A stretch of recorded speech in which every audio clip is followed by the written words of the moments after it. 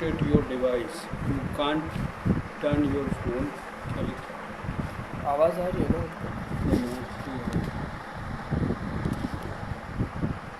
Hello,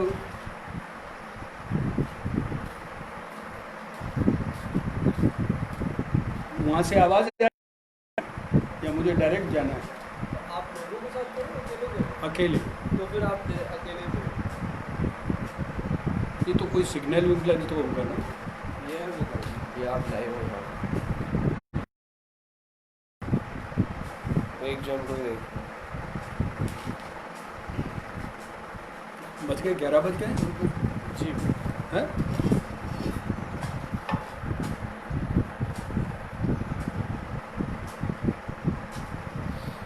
आप बोल लीजिए या तो आप वेट कर लो 2 मिनट। चलिए मैं शुरू करता हूँ। नमस्कार दोस्तों, मैं राजा बुंदेला और मैं धन्यवाद देना चाहूँगा इनका आरिफ मियाँ का, इनके साथियों का, कि इन्होंने बुंदेलखंड के लिए बहुत बड़ी पहल की है, जिसमें देश विदेश में जहाँ जहाँ बुंदेलखंड के लोग जो फिल्म से जुड़े हैं उनको एक तरह से एक प्लेटफॉर्म पर लाकर उनसे उनके बारे में चर्चा की जाए और फिल्म उद्योग से वो किस तरह से जुड़े, कहाँ तक उनको क्या क्या अचीवमेंट मिला। सफलता असफलता की तो हम बात नहीं करते, लेकिन अचीवमेंट की बात करेंगे। किन किन को क्या अचीवमेंट मिला और कहाँ क्या कमियां हैं जिनको हम सब मिलके किस तरह से दूर करें। इस सब के लिए इन्होंने ये बहुत अच्छा एक प्लेटफॉर्म ढूंढा और मुझे लगता है इससे बेहतर और कोई तरीका अपना ये लॉकडाउन का पास करने का नहीं हो सकता था। तो आज उसी कड़ी में मुझे भी जोड़ा गया है। अब मेरा सिनेमा के अलावा 3-4 और पहलू हैं जिन पर ज़िंदगी मैंने जी है, जो अभी तक है, उन पर चर्चा कर लूँगा और फिर सिनेमा पर आ जाऊँगा। मैं शुरू करता हूँ अपने शुरू के जीवन से, कहाँ कैसे। एक गांव देहात का मैं लड़का हूँ और बहुत बड़े ख़ानदान से नहीं, लेकिन एक ज़मींदार परिवार से, जिसका कभी कोई राजघराने में एक सब जुड़ाव रहा होगा, उससे मैं आया हूँ। बुंदेलखंड का माहौल देखकर मुझे ये लग गया था कि यहाँ पर अपने गांव देहात और झांसी ललितपुर को निकलकर ही मैं कुछ कर पाऊँ तो कर पाऊँ। दरअसल हमारे जो समाज की संरचनाएं हैं वो इस तरह से हुई है कि उसमें व्यक्ति विशेष को जब तक वो बाहर निकल के नहीं आता है तब तक समाज उसको उस दायरे में रखता है जिस दायरे में वो सब हैं। और यहाँ के जो क्षत्रिय, राजपूत और मेरी खासकर बुंदेला परिवार के जो लोग थे, मुझे लगा कि इन्हीं के बीच में रहकर ही मैं ठेकेदारी कर लूँगा, जो परंपरा रही है खेतीबाड़ी, और दूसरी एक और समुदाय है जो दूसरों की ज़मीन पे कब्ज़ा कर लेगा, डाकू बनने में लोगों को मदद करेगा। मैंने सोचा अगर मैं यहीं रुक गया तो यही भविष्य है, या फिर किसी तरह से राजनीति के इर्द गिर्द फंस जाऊँगा, किसी का डंडा झंडा लगा लेके मैं भी ये नारा लगाऊंगा, नेताजी संघर्ष करो, हम तुम्हारे साथ हैं, और मेरे 10-15 साल उसमें शायद निकल जाए। तभी ये मन हुआ कि नहीं, विचार किया अपने आप से कि इन सब से निकलना होगा। कहाँ जाना है, क्या करना है, ये मुझे भी नहीं मालूम था। और एक ऐसी परिस्थितियाँ घर परिवार में भी बनी कि मुझे घर से निकलना पड़ा, घर छोड़ना पड़ा, बगैर किसी सहयोग के, बगैर किसी सहारे के। कुछ दिन ग्वालियर में रहा, ग्वालियर में थोड़ी बहुत पढ़ाई करने की कोशिश भी की, बीए सेकेंड ईयर तक किया, और अचानक वहाँ पर भी एक विद्रोह और विरोध की जो भावना थी वो ख़त्म नहीं हुई। मुझे लगता था कि समाज में जो पैसा जिन लोगों के पास है वो गलत काम कर रहे हैं, वो लोगों के साथ जस्टिस नहीं कर रहे हैं। दरअसल पैसा ही बुराई की जड़ है। तो ये हर उम्र में हर जवान आदमी को ये फीलिंग होती है और वो रिवोल्ट करने की मुद्रा में होता है और उस स्थिति में होता है विद्रोह। और वही विद्रोह की स्थिति मेरी थी। तो एक ऐसे ग्रुप से जुड़ा जो सो कॉल्ड नक्सलाइट थे। फिर थोड़े दिनों बाद मुझे भी समझ में आया कि ये सब बाहरी आडंबर है, सच्चाई कहीं और है। और फिर इसी तरह दिल्ली पहुंचा और अपने दोस्तों की और उनके बड़े भाई की मदद से नेशनल स्कूल ऑफ ड्रामा का पता चला। इसी बीच ग्वालियर में मैं ये भी बता दूं 2 नाटक किए मैंने BM शाह जी के डायरेक्शन में। दरअसल उन्होंने कहा, मैंने कहा कि मैं बहुत, और पहले वही मुझे याद आता है कि मुझे रंगमंच के मेरे गुरु वही हैं। और उनसे जब मैंने कहा कि मैं बहुत परेशान हूँ, व्यथित हूँ और थोड़ी सी चिंता है अपने तकदीर अपने कैरियर को लेके, कहाँ जाऊँ, क्या करूँ, घर से भागा हूँ, तब उन्होंने कहा कि तुम मेहनत करो, नेशनल स्कूल ऑफ ड्रामा में चले जाओ, हो सकता है तुम्हें स्कॉलरशिप मिल जाए तो तुम वहाँ रहकर अपना भविष्य 3 साल तो कम से कम तुम्हारे पास एक जगह है जहाँ तुम रहोगे पढ़ोगे, और समय मिले तो अपने आगे के भविष्य को भी सोच लेना इन 3 साल में। और वो मेरे लिए ब्रह्म वाक्य हुए। और मैं अपने एक मित्र डॉक्टर सुशील कपिल जी के साथ, उनके पिताजी रेलवे स्टेशन पर स्टेशन मास्टर थे कुल पहाड़ के, तो 2 पास उनको मिलते थे। मैं छोटा भाई बन के दिल्ली गया कपिल जी का, डॉक्टर कपिल का। और दिल्ली में हमने खोज खबर की नेशनल स्कूल ऑफ ड्रामा की। उदयभान खुरपिया जी थे जो उनके कज़न थे, उन्होंने उनके घर में रुके और उन्होंने, ये नाम इसलिए ले रहा हूँ आप सब के सामने कि कम से कम मेरा ये फ़र्ज़ है कि मेरे कैरियर में जिन्होंने यहाँ तक पहुँचाने में नीचे जो मेरी बुनियाद में जिनकी पत्थर जिनकी नींव है, उनका तो मैं नाम ज़रूर लूँ। उदयभान खुरपिया जी ने बहुत मदद की और किसी तरह से उन्होंने मुझे नेशनल स्कूल ऑफ ड्रामा के सारे पेपर पर्चे जो वहाँ पर ज़रूरत थी उसकी फॉर्मेलिटी की, वो सब उन्होंने मुझे अवगत कराया। और बहरहाल मैंने अप्लाई किया और मेरा कॉल लेटर भी आया और मैंने वहाँ जाके इंटरव्यू दिया रिटिन और बाय बाय दोनों। और अद्भुत ये हुआ कि मैं और रघुवीर यादव दोनों ही हिंदी भाषी थे जिनका अंग्रेजी से कोई लेना देना नहीं था। और बाकी सब कुछ पूरा की पूरा आएँ बाएँ दाएँ उस वक्त अंग्रेजी से माहौल भरा हुआ था। हमारी क्लास के जो पार्टी आने वाले स्टूडेंट्स थे वो सब अंग्रेजी से पढ़े लिखे, अंग्रेजी को समझने वाले और बड़े बड़े शहरों से आए थे। मैं, रघुवीर यादव और एक आगरा से शैलेंद्र रघुवंशी जी थे, जो तीनों एक MP एक 2 UP से। मेरा सिलेक्शन हो गया और फिर वो जो मेरा लेटर आया ज्वाइनिंग लेटर, वो घर चला गया तो पिताजी बहुत नाराज़ हुए। उनको लगा कि बेटा एक तो वैसे ही घर छोड़ के चला गया, अब नचैया गवैया हो गया, ये नाटक नौटंकी ज्वाइन कर ली, और वो फाड़ फूड़ के फेंक दिया। हम लोग भी इंटरव्यू देने के बाद कुल पहाड़ आ गए, गुमनामी की ज़िंदगी जी रहे थे। ऐसी एक दिन रेलवे से मैंने अपनी बहन को फ़ोन किया तो उसने कहा आपका दिल्ली से कोई लेटर आया था और वो कक्का साहब ने फाड़ दिया। मुझे ज़रूर, अगर कॉल लेटर है तो मैंने उदयभान खुरपिया जी से दिल्ली में बात की और उनसे पूछा, बोले अरे तू पागल है, तू आया नहीं, तेरा सिलेक्शन हो गया था। मैंने कहा आप क्या करें? बोले कि आप कुछ नहीं हो सकता है, वो तो उनका शुरू होने वाला है सेमेस्टर। फिर मैंने नेमीचंद जैन जी थे उस वक्त, वो बरुआ सागर के और वो एक्टिंग डायरेक्टर थे, उनको हमने किसी तरह से कांटेक्ट किया और उनसे विनती की। इसी बीच मैं दिल्ली ही चला गया बगैर किसी के इंतज़ार के बाद। तो बोले स्कॉलरशिप नहीं मिलेगी, तुम अगर तुम्हें ज्वाइन करना हो तो बगैर स्कॉलरशिप के ज्वाइन कर लो। डे स्कॉलरशिप, हम समझ में ही नहीं आया कि डे स्कॉलरशिप क्या होती है। वो थी कि आप अपने पैसे खुद जमा करेंगे और अपने ही खर्चे पे पढ़ेंगे। घर से भागा हुआ इंसान, कोई सहयोग पीछे किसी का नहीं, किसी की कोई मदद नहीं। मैंने कहा चलिए हाँ सर, हाँ ज़रूर मैं कर लूँगा, और मैंने आनंद वानंद ज्वाइन किया। अब ये कहानियाँ बहुत सारे लोग भी आपको सुनाते होंगे, आपने पढ़ी होंगी कि स्टेशन पे सोए, पैदल चले। अब मुझे भी मजबूरी में बताना ही पड़ेगा कि मैं शुरुआती नेशनल स्कूल ऑफ ड्रामा में 1.5 महीने में दिल्ली रेलवे स्टेशन पे सोया।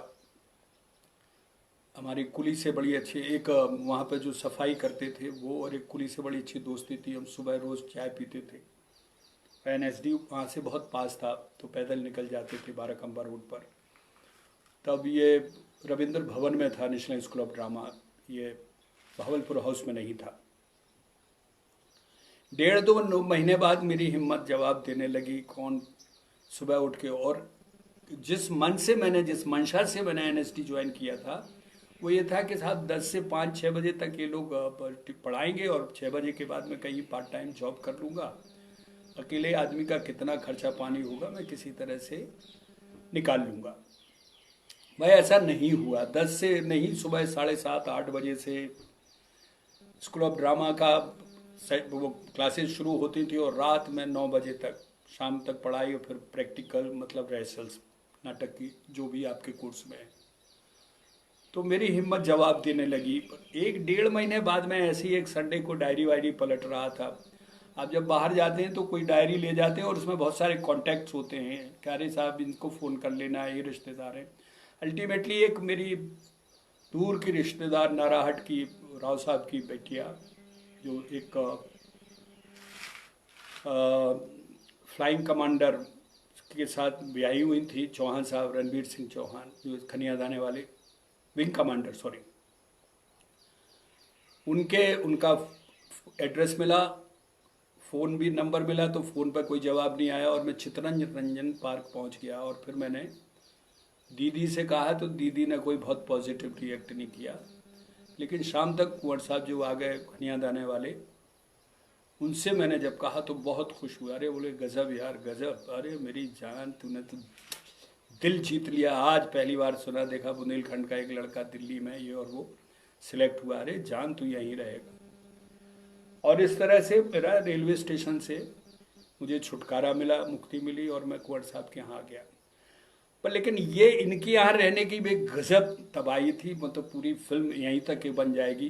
कुंवर साहब चूँकि एयरफोर्स में थे और ग्राउंडेड थे तो कस के पूरी एक बोतल शराब पीते थे और रात में वो हेलन डांस करते थे और मैं लाइट के पास बैठता था। मेरा काम था कि light switch on switch off करना, वो इफेक्ट देना। और कुंवर साहब और उनका एक मित्र अशोक मल्होत्रा जी, ये दोनों अशोक मल्होत्रा जी तालियां बजाते थे और गाना बजता था और उसके बाद जब वो थक जाते थे तो मुझे पैर दबाने पड़ते थे और जब तक वो सो नहीं जाते थे उनके पैर दबाने पड़ते थे। बहरहाल ये सब तो ठीक था, इससे मुझे कोई बहुत तकलीफ़ नहीं थी। तकलीफ़ शुरू हुई वहाँ पर एक और मित्र आए कुंवर साहब के, जो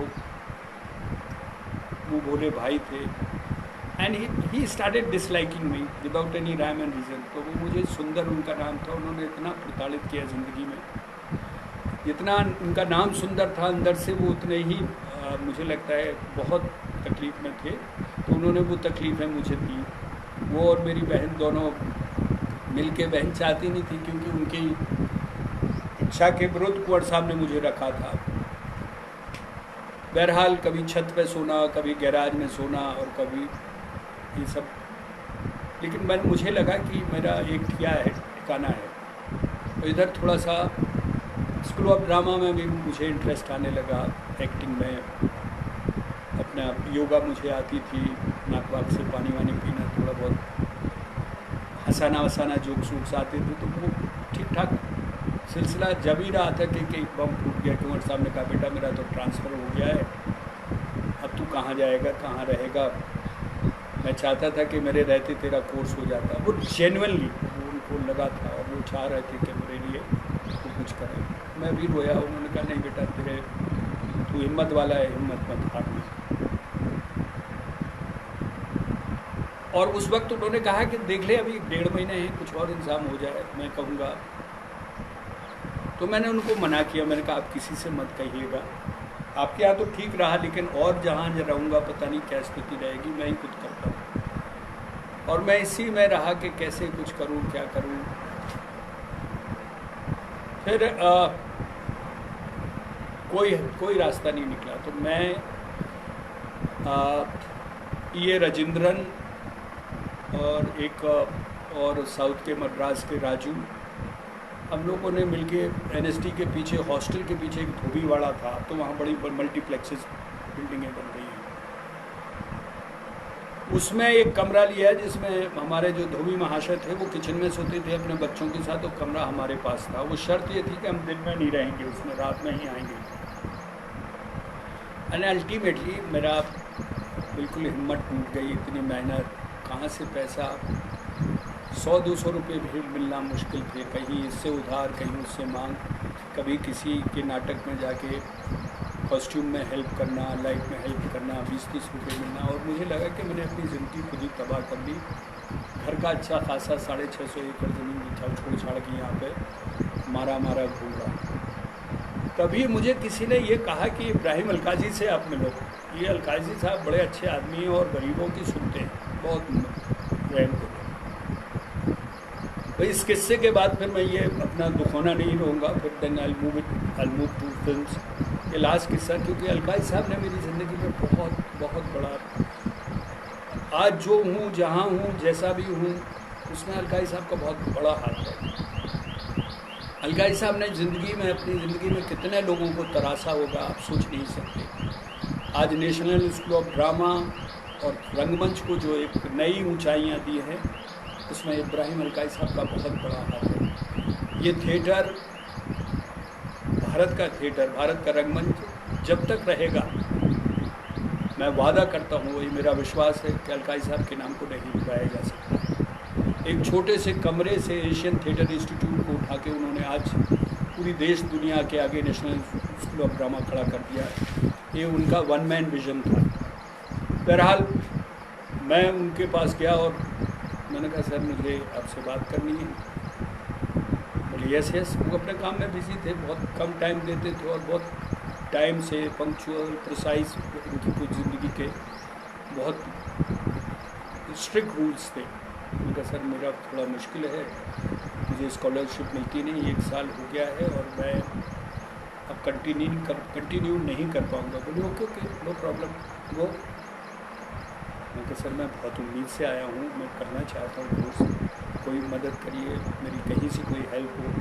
you know how can I help you, there are 100 boys, I can't help everybody, why did you plan this and that. उन्होंने एक बड़ा सा लेक्चर मारा मुझे बड़ा दुख हुआ। मैंने कहा यार ये आदमी इतनी बड़ी पोस्ट पे है, इतने छोटे दिल का है, मुझे गलत किसी ने ये बात कही थी। और मैं बिल्कुल टूटे मन से जब मुड़ा तो मैं बिल्कुल रो रहा था। उन्होंने कहा कब यार क्या है तुम्हारी पोजीशन क्लास में? मैंने कहा सर मैंने ठीक दिया है exam. And then I was almost in tears. Okay where is your father, what he does? मैंने कहा नहीं सर मैं तो घर से बहुत पहले निकल चुका हूँ। मेरे फादर, मैंने उनको डिटेल में बताया कि ऐसा है ज़मींदार। Okay so you are your own. मैंने कहा जी, और ज़िंदगी अपने आप ही जीने की कोशिश कर रहा हूँ। कहाँ जाओगे यहाँ के बाद?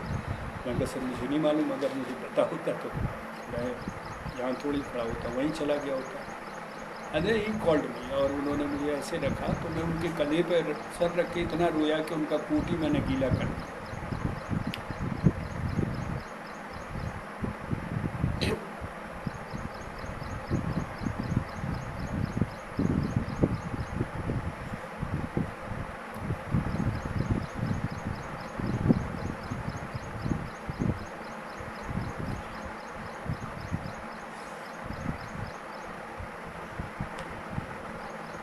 शायद बहुत सालों बाद किसी का कंधा मिला, बहुत रोया।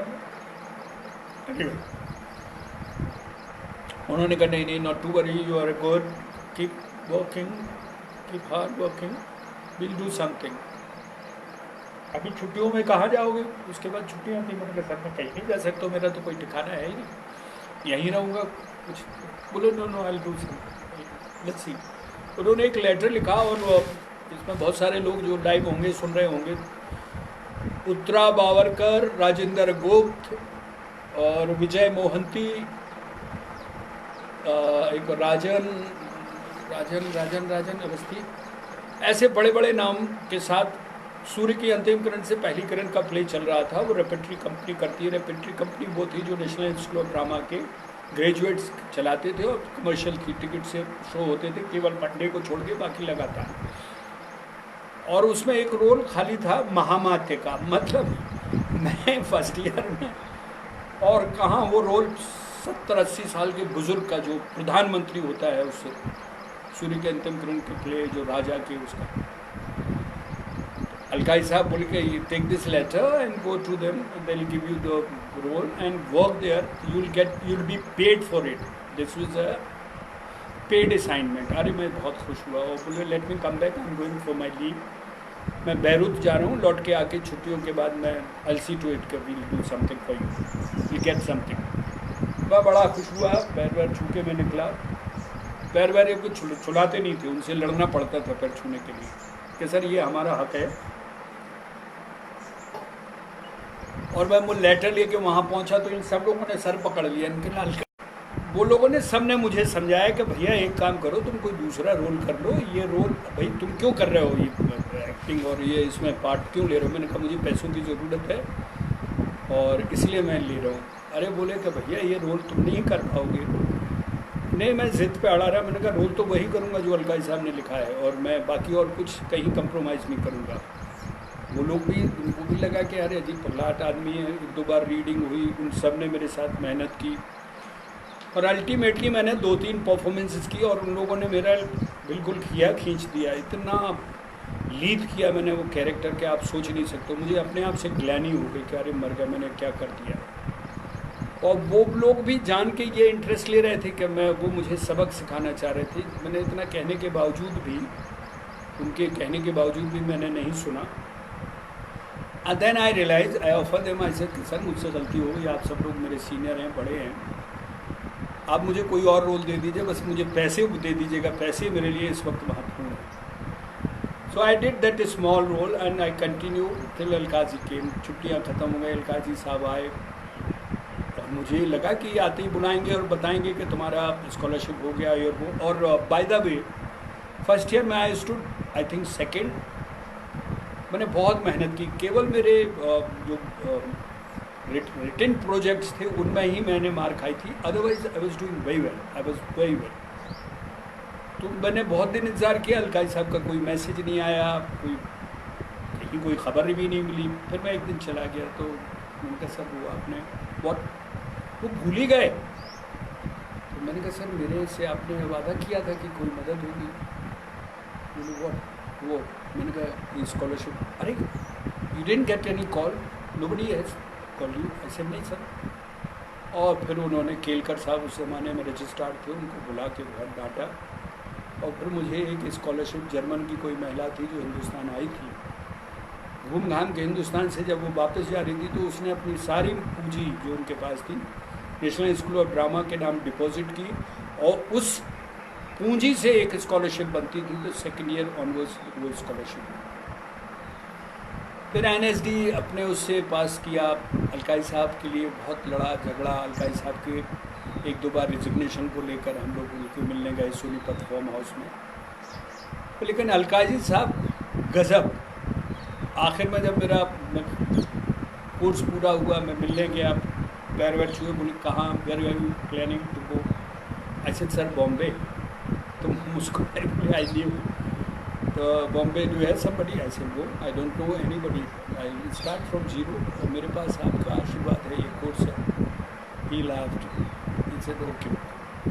अलकाई साहब बहुत लोगों से चिढ़ते थे और नफरत करते थे उन लोगों से जो नेशनल इंस्टीट्यूट ऑफ ड्रामा का डिप्लोमा करने के बाद सीधे बॉम्बे पहुंच के एक्टिंग करते थे।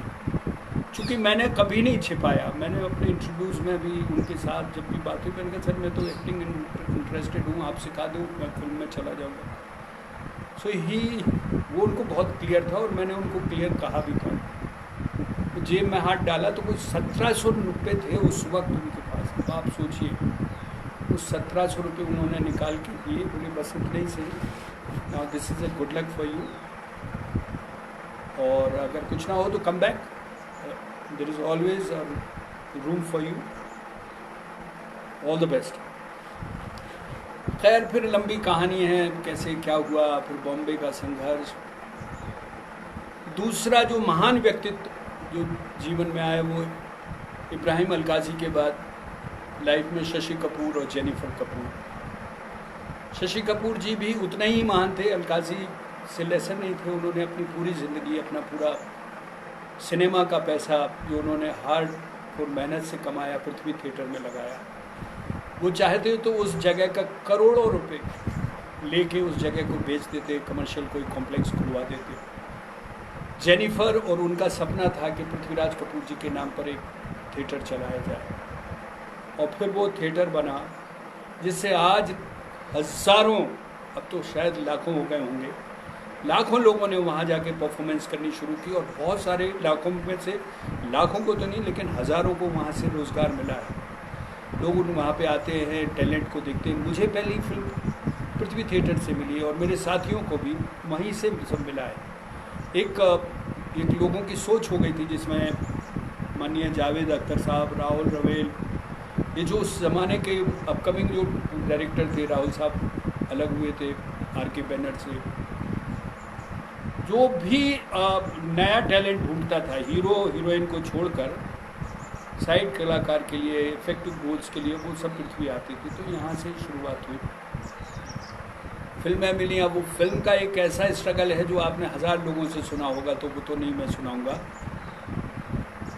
सिनेमा जब मैं कर रहा था तो मुझे लगा कि यार कुछ अपने तरीके का भी काम होना चाहिए। ऊपर वाली की दया से 2-2, 3-3 शिफ्ट पर फिल्में भी मिल गई। भले ही बहुत सारी हीरो की नहीं थी, लेकिन हीरो के साथियों की, और 1-2 रीजनल फिल्मों में हीरो भी था। बट मुझे लगा कि मेरे जैसे बहुत सारे लोग हैं जो भटक रहे हैं, जिनको काम की ज़रूरत है, और शायद काम उनको किसी ऐसी वजह से नहीं मिल पा रहा है कि उनके पास सही ठिकाना नहीं है। मैंने और मेरे एक दोस्त ने, चूँकि वो मेरा नाम कभी अपने इंटरव्यू में नहीं लेते हैं, तो मैं भी यही कोशिश करूँगा कि उनका नाम ना लूँ। और हमने प्रयास कंपनी खोली। मैंने शुरुआत की, उन्होंने बाद में ज्वाइन किया, प्रयास प्रोडक्शन प्राइवेट लिमिटेड। इसका मकसद केवल ये था कि वो लोग जो डिज़र्विंग हैं, हम कभी भी किसी रिटायर्ड IAS, IPS, क्लर्क, इनको रोल ही नहीं देते थे, क्योंकि पूरी ज़िंदगी उन्होंने वहाँ एक सरकारी बाबू बन के ज़िंदगी एंजॉय की, ज़िंदगी के मज़े लिए, जो भी करना था उन्होंने किया अपनी ज़िंदगी के साथ। और फिर वो क्या, अब कछु नहीं है, करवे लानी है राजा साहब, हम सोच रहे थोड़ी एक्टिंग कर लें, आप को रोल दे दो। तो हमने ये उसूल बनाया था कि पुराने एक्टर को अगर XYZ, चाहे हम उसको जानते हो, पहचानते हो और नहीं हो, काम के लिए आए तो वो खाना खा ले। और फिर हमने बड़ा लंबा सिलसिला किया। फिर हमारे जो पार्टनर दोस्त थे, हमने उनके भाई साहब को रख लिया और उन्होंने हमारा कुंडा शुरू किया। सबसे पहले वो खाना बंद करवाया, लंगर नहीं है, बंद करो बंद करो, क्या है। तो मैंने कहा कि भाई साहब ये लंगर नहीं है, हम तो माध्यम है, वो जिसको जो खा रहा है ये उसकी तकदीर का है, हम तो बस बीच में। यकीन जानिए आप लोग कि उस वक्त 4 सीरियल हम लोगों की एयर पे, 4 की प्लानिंग, 2 फिल्में ऑन फ्लोर, इतना हम फ्लरिश कर रहे थे। एकता कपूर, ट्रैक सिनेमा भी हमारे बाद आया, UTV और हम लोग, तैयब बादशाह, ये हम लोगों की कंपनी थी। और हम बिल्कुल टॉप ऑफ द वर्ल्ड थे। हमारा मार्केट में इशू भी आने वाला था, इशू इन द सेंस कि हमारे शेयर आने वाले थे। लेकिन भाई साहब ने आके जो अपना अमेरिकन ज्ञान, जो गुडियर में वो काम करते थे, उन्होंने जो भंडारा बंद किया, चाय बंद की, और जो आर्टिस्टों की जो बेकदरी की। दरअसल सिनेमा और सीरियल में लेखा की कैसी चीज़ होती है जो शुरू से जड़ से चलती है और ऊपर टॉप तक रहती है। लेखक को आप कभी अवॉइड नहीं कर सकते। तो हमने बहुत सारे लेखक रखे थे जिनको हम ऐसी पेमेंट करते रहते थे, और आइडिया उनसे हम लेते रहते थे ताकि वही आइडिया हम चैनल्स को आगे फॉरवर्ड करें। इनका नज़रिया भाई साहब का कुछ और था, क्यों पैसे दें, निचन कुछ लिखा ही नहीं, आइडिया पे थोड़ी कोई पैसे देते हैं। और अल्टीमेटली किसी वजह से हम लोगों का ज़िंदगी में हम 2 हिस्से हुए, वो अपने निकल गए। लेकिन इसी बीच जो सबसे बड़ी बात हुई, जब मेरा बिल्कुल ठीक ठाक चल रहा था, एज ए प्रोड्यूसर भी ठीक हो गया था, एक्टिंग भी ठीक ठाक चल ही रही थी, third phase of my life film का हो गया। फिल्म में शशि कपूर की बहुत महती भूमिका थी, शिव कुमार जी ने पहला रोल दिया, वो थी। फिर गोविंद निहलानी ने विजेता दी, राहुल रविल ने अर्जुन दी, और उसके बाद तो फिर फिल्मों का बहुत लंबा सिलसिला शुरू हो गया। जिनके साथ काम करने के सपने थे, अलकाई साहब के अलावा जब मन होता था तो अमिताभ बच्चन के साथ भी एक्टिंग कर दी, राजेश खन्ना के साथ भी एक्टिंग कर दी, इन सारे महान भाव लोगों के साथ काम कर दिया। तो वो एक सिनेमा का, और वो सिनेमा में इसलिए भी मैं ज़्यादा आपसे नहीं चर्चा करना चाहता हूँ क्योंकि सिनेमा पे आपके बहुत सारे लोग बोले होंगे और सबके अनुभव, और बॉम्बे के अनुभव मोरलेस सेम ही होते हैं बहुत, क्योंकि वो एक ही टनल है जिसके में घुस के आपको निकलना है। तो उसके शेड्स कहीं आपको लाइट मिल जाएगी, कहीं नहीं मिलेगी, यही होगा, लेकिन वो टनल एक ही है। तो इसलिए मैं सिनेमा के उसमें नहीं जा रहा हूँ। जब सब कुछ ठीक चल रहा था तो अब एक बिल्ली ने रास्ता काटा। शंकरलाल मेहरोत्रा जी झांसी में बुंदेलखंड अलग राज्य का आंदोलन चला रहे थे और बहुत लंबे से चला रहे थे। उन्होंने 2 लोग भेजे बॉम्बे में और मुझे उन्होंने इनवाइट किया। 15 दिसंबर 1995 करेक्टली बहुत बड़ा अधिवेशन था झांसी में, जिसमें तमाम पार्टी के लोग आ रहे थे और बुंदेलखंड की राज की बात करना चाह रहे थे। मैं पता नहीं उन्होंने किस लिए मुझे इस काबिल समझा और मुझे उन्होंने इनवाइट किया। अब मैं थोड़ा सा, क्योंकि मैं कभी आंदोलन और राजनीति, मेरे पिताजी रहे थे, उसी राजनीति से मैं भाग के आया, मुझे बहुत भाती नहीं थी राजनीति, और राजनीति में जाने का कोई मकसद भी नहीं था। लेकिन उन्होंने कहा कि आप आओ झांसी, ओरछा में रुकिएगा और हम आपकी टिकट विकेट कर देंगे। हमने कहा चलो यार, बहुत दिनों से गांव देहात नहीं गए, होके आए। और हमने एक अपने मित्र जुगनू शारदी, बहुत बड़े राइटर थे, अब शायद वो पटना चले गए, धर्मयोग साप्ताहिक हिंदुस्तान वगैरह में लिखते थे, तो उनको लिया और हम आए। 15 दिसंबर की उस मीटिंग में मैंने जो जमावड़ा देखा, लोगों का उत्साह देखा, और मुझे कहीं ना कहीं लगा कि इस मुहिम को और थोड़ी सी ज़रूरत है। अगर ठीक से इस संघर्ष को किया जाए तो ये राज्य बन जाएगा। मैं तब तक छोटे छोटे राज्यों का जब चल रहा था ट्रेन में तो पढ़ चुका था, कौन सा राज्य कब बना, क्या परिस्थितियाँ रही। और उससे पहले मैंने पढ़ा था भारत और पाकिस्तान के बंटवारे का, जिन्ना ने जिस तरह से मुस्लिम लीग के साथ मिलके पाकिस्तान बनाने का एक बहुत बड़े योजनाबद्ध तरीके से एक जो प्लान किया था, वो भी मैं पढ़ के आया था। तो मुझे लगा कि इसको, क्योंकि इस पर हक है, और ये बात भी सही है, मैं बार बार कहता हूँ कि भाई वो बुंदेलखंड जो इतिहास में था, जो मुगलों के समय में भी था, ब्रिटिश के समय में भी था, आज़ादी के बाद उसको 2 भागों में बांटा गया। एक तो इलॉजिकल, अच्छा अगर लॉजिकल भी बांटते तो समझ में आता, आपने एक बिल्कुल वर्टिकल लाइन खींच के ये उत्तर प्रदेश है, मध्य प्रदेश खत्म, वो मुझे इनजस्टिस लगा। दूसरा, आप इस मांग को एक्सेप्ट नहीं कर रहे हैं, इस मांग को आप मान नहीं रहे, जबकि आप ऑलरेडी छोटे राज्य बना चुके हैं, और छोटे राज्य बनाने के परिणाम उस पर मैं बोलूँगा अभी इतने अच्छे हैं कि आज वो राज्य फ्लरिश कर रहे हैं, और जो बड़े बड़े राज्य हैं वो रुगाणु राज्य अभी भी बने बैठे हैं। तो मुझे लगा कि नहीं यार, ये लड़ाई को ठीक से लड़ा जाए, और मैं उस सभा में बोला। और जाते वक्त नॉर्मली कटसी होती है कि भाई साहब फिर कभी ज़रूरत हो ज़रूर याद करिएगा, मैं हाजिर हूँ। और यही मैंने किया। मैंने जब ओरछा से अपने वापस निकल रहे थे तो ओरछा में राम राजा के दर्शन हुए, सब देख दाख के हमने उनसे विनती की कि कभी ज़रूरत हो तो बुलाइएगा। अब वो ज़रूरत उनकी ऐसी आन पड़ी कि हर महीने, हर 2-3 महीने में और जगह, और उस समय मेरी सीरियल चल रहे थे, तारा, 2-3 फिल्में चल रही थी, तो मैं थोड़ा बहुत स्टार भी था, लोग गली मोहल्ले के पहचानते थे, अपने शहर के लोग जानते थे, तो उससे स्टार अट्रैक्शन। और फिर मैंने पढ़ के बोलना शुरू किया तो मुझे थोड़ा थोड़ा लोग सुनने लगे, मेरी भाषा में भी रवानगी आ गई, मेरे भाषा में लोगों का दर्द आ गया। बुंदेलखंडी आती थी हमें, सो हम वही मैं बोलत थे, तो भाभी भाई लोगन को कह रही जो तो मोड़ा बहुत नो आए, बम्बई रह के भी आ गओ, लिखो अपनी भाषा में याद है, बोलो नहीं है, भाषा ही में बोला। सो हम खूब ही बुंदेलखंडी में भाषण पीने लगे। एंड गाहे बगाहे और चाहे अनचाहे मैं उस आंदोलन का एक मुख्य भूमिका निभाने लगा। जबकि अध्यक्ष शंकर लाल मल्होत्रा जी थे। फिर मल्होत्रा जी का काल पूरा हुआ तो फिर विट्ठल भाई पटेल जी को बनाया गया। विट्ठल भाई पटेल जी का काल पूरा हुआ तो एक सुशील मोदी दमोह के थे, उनको बनाया गया। बहुत मुझसे कहा गया, मैंने कहा देखिए मुझे पोस्ट मत दीजिएगा, मैं इसमें एक सिपाही की भूमिका निभा रहा हूँ, पूरी ज़िंदगी निभाऊंगा। ये दर्द अब आपका नहीं है अकेला, ये दर्द मुझे भी समझ में आ गया है कि बुंदेलखंड राज्य क्यों होना चाहिए।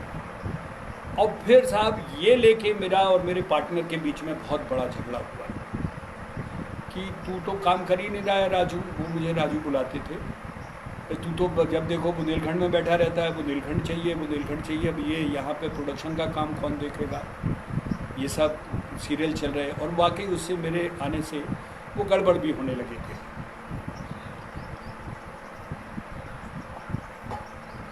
दोस्तों मेरे पास चॉइस थी, या तो मैं बुंदेलखंड देखूं या प्रयास प्रोडक्शन को कंटिन्यू करूं उनके साथ।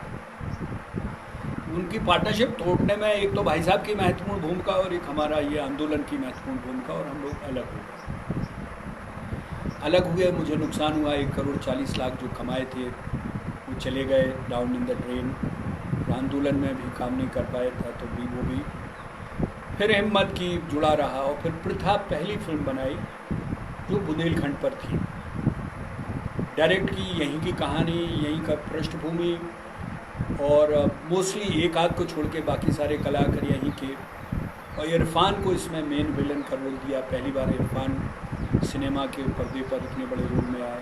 इससे पहले वो मेरे साथ सीरियल ज़रूर कर चुके थे, राजपथ कर चुके थे। एक सीरियल भी इस फिल्म के पहले मैं बना चुका था, मुझे चांद चाहिए करके, यहीं ललितपुर झांसी सी आसपास में। और मेरा फिर मैंने ये कसम खा ली थी कि मेरा व्यवसाय भी इससे जुड़ेगा, बुंदेलखंड से। बहुत मनोबल के बाद चैनल को मनाता था, लोगों को समझाता था, और फिर यहाँ इस एरिया में शूटिंग करता था, क्योंकि उस समय शूटिंग का माहौल नहीं था। आज बहुत बदल गया। आप लोगों के समय में सिंगल विंडो क्लियरेंस हो गई है, लोग समझने लगे शूटिंग क्या है, और उस समय में ऐसा कुछ नहीं था, बहुत प्रॉब्लम होती थी। बहरहाल तो मैंने अपने प्रोफेशन को भी इस आंदोलन से जोड़ा। इससे परिवार में टेंशन हुई, बहुत लड़ाई हुई, प्रथा बनाई, और प्रथा जैसे तैसे बनी भी, फिर चली भी, टीवी ने खरीदी। उसके बाद फिर किसने भरमाया, मेरे लखन को बनाई, फिर और सीरियल बनाए, लगातार फिल्में और सीरियल बनाता रहा। और वो सब इधर ही, कभी नाराहाट, कभी झांसी, कभी ललितपुर, कभी पन्ना। और पूरी कोशिश ये थी कि बाहर के साथ लोगों को भी जोड़ा जाए। इसमें आरिफ साहब तभी उसी कड़ी में मिले। आरिफ साहब ने भी फिर बहुत सारे फिल्म प्रोड्यूसर्स को यहाँ की लोकेशन भेजनी शुरू की। फिर एक नई टीम तैयार हुई, और बड़ी खुशी होती है इस बात से कि अब ये काफ़िला आगे बढ़ रहा है। यहाँ पे फिल्म फेस्टिवल भी होने लगे हैं, यहाँ फिल्म पे चर्चा भी होने लगी है, यहाँ थिएटर होने लगे हैं। ये सब कुछ ठीक ठाक चल ही रहा था कि शंकर भैया की डेथ हो गई। हमारा आंदोलन एक कगार पे पहुंच गया। फिर मैंने, जब शंकर भैया चले गए तब मुझे लगा कि ये आंदोलन अनाथ हो जाएगा। जब तक दूसरी लाइन कोई तैयार नहीं होती, मुझे पूरा टेक ओवर करना होगा। और फिर आप यकीन जानिए, जितना भी पैसा था मेरे पास, मेरे दोस्तों के पास, फिर हम लोगों ने आगे की कहानी में आरिफ बहुत कुछ जोड़ेंगे। मैं तो आपको एक लाइन बताता जाता हूँ। हमने मशाल यात्रा की, हमने अपाहिज लोगों को, जो हमारे बेचारे साथी थे, उनके साथ हमने 500 लोगों को लेकर भोपाल में एक रैली की। सारे हमारे दिव्यांग, जो हमारे परिवार के लोग थे, दिव्यांग लोग, उनके साथ की। फिर एक जुलूस निकाला यहाँ से लेके, चित्रकूट से लेके दिल्ली तक। फिर एक पैदल यात्रा की चित्रकूट से लेके खजुराहो तक। तो हमने उस आंदोलन को इस कगार पर लाके खड़ा कर दिया कि हमें उम्मीद थी कि तेलंगाना के साथ, पहले धोखा ये हुआ, वो उसमें शंकर भैया भी थे जब छत्तीसगढ़, झारखंड और उत्तराखंड बन रहे थे। ये प्रॉमिस था कि चारों राज्य बनेंगे, बुंदेलखंड, छत्तीसगढ़, झारखंड, उत्तराखंड। मैं आपके फेसबुक के लाइव पर बोल रहा हूँ, यहाँ की जो पॉलिटिकल विल थी वो इतनी कमज़ोर थी। उन्होंने कंप्रोमाइज़ किया, किसी ने प्रेशराइज़ नहीं किया, किसी ने प्रेशर नहीं डाला सरकार के ऊपर कि आप बुंदेलखंड क्यों नहीं बना रहे। निहित खुद के स्वार्थ के हेतु जो भी रहे होंगे किसी भी पार्टी, क्रॉस पार्टी लाइन में किसी पार्टी को नहीं पॉइंट आउट कर रहा हूँ, लेकिन पूरे मध्य प्रदेश और पूरे उत्तर प्रदेश के बुंदेलखंड के लीडरशिप ने कभी उस वक्त अगर ज़रा चाह लिया होता तो हमारा बुंदेलखंड तब बन गया होता। ये बेरीढ़ की हड्डी के लोग अपनी राज्यसभा, अपनी लोकसभा, अपनी विधानसभा वही भर मिल जाए ऊके ला जाए लड़ मरे। 5 करोड़ बुंदेलखंड वासियों के लिए नहीं उस वक्त सोचा। अगर उस वक्त सोच लिया होता तो निश्चित मानिए वो भैया जी की जीते जी हम बुंदेलखंड राज्य उस वक्त बना लेते। चूँकि मैं छत्तीसगढ़ की जब लोग आते थे, झारखंड में शिबू सोरेन जी, सूरज मंडल, ये 2 हस्तियाँ थी, इन्होंने लड़ के MP बन के लोगों के गले में झारखंड उतार दिया। इसी तरह उत्तराखंड, इसी तरह छत्तीसगढ़। तो हम लोग भी अगर हमारा पॉलिटिकल विल होता, हमारे पॉलिटिकल लोग होते तो बुंदेलखंड उस वक्त बने। और बुंदेलखंड की मांग इन सबसे पुरानी थी। हमारी मांग में उनकी मांग में फ़र्क ये था, जैसे तेलंगाना में लोगों ने खून की नदियाँ बहाई, हमने नहीं, अपने आंदोलन को हिंसात्मक नहीं बनाया। और ये हमारा वादा था, क्योंकि यहाँ का आदमी गरीब इतना मजबूर और परेशान है कि वो किसी भी रूप में अपने बेटे को, अपने बच्चे को जेल में नहीं देखना चाहता है, अपनी सलाखों के पीछे। वो चाहता है कि आंदोलन हो, लेकिन आंदोलन सही तरीके से हो। और हमने भी वही रास्ता अख्तियार किया था।